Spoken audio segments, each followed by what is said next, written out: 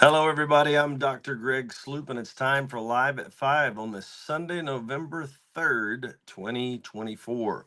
Hope you've had an absolutely wonderful day. It's been a good day at Kannapolis Church of God. Great service this morning. God moved in a wonderful way, and I am thankful for the opportunity to get to talk to you today for a few minutes about the Word of God, specifically well known passages and stories from the Old Testament. Today, we're up to Numbers chapter 20. We're looking at verses 1 through 13. It's the story of Moses' error at Kadesh.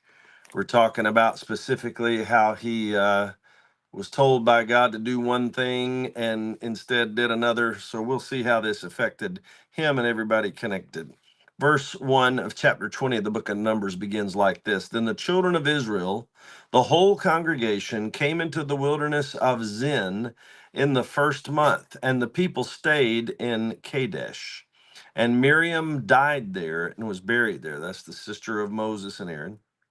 Now there was no water for the congregation, so they gathered together against Moses and Aaron. And the people contended with Moses and spoke, saying, If only we had died when our brethren died before the Lord. Why have you brought up the assembly of God into this wilderness, that we and our animals should die here? And why have you made us come up out of Egypt to bring us to this evil place? It is not a place of grain or figs or vines or pomegranates, nor is there any water to drink.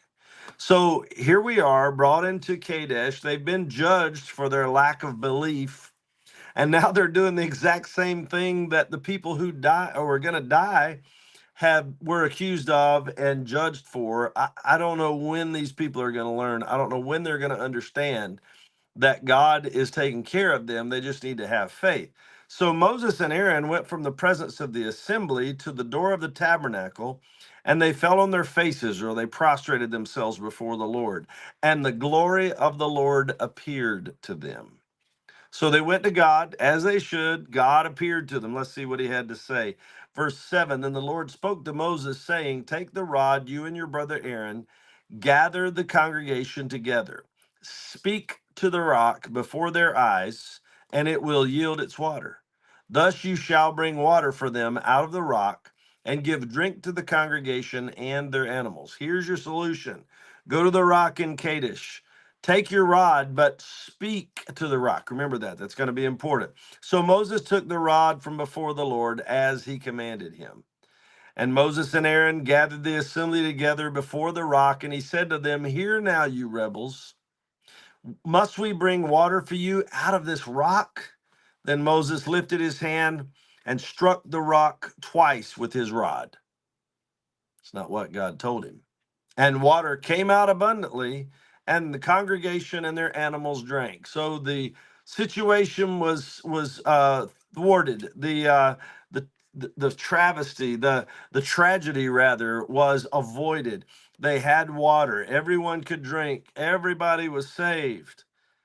Then the Lord spoke to Moses and Aaron, verse 12, because you did not believe me to hallow me in the eyes of the children of Israel.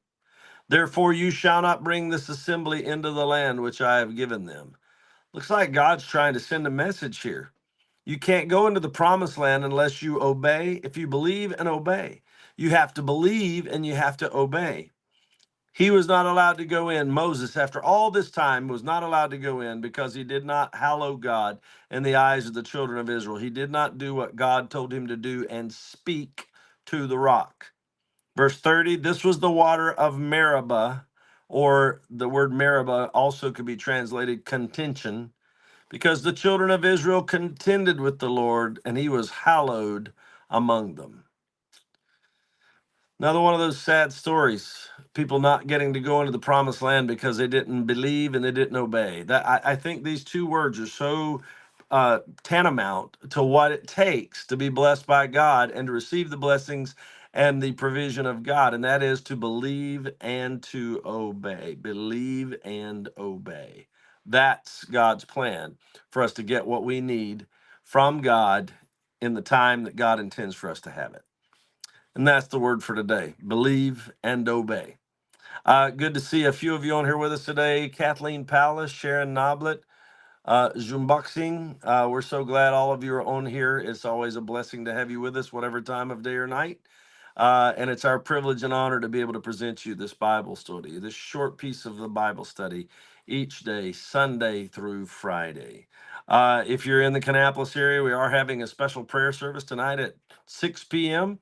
Would love to have you involved and a part of it. 2211 West A Street, Kannapolis, North Carolina. We will also be live streaming it. So if you can't make it in, watch us online and pray along with us. I believe it's going to be a great night. Please know we're praying for you.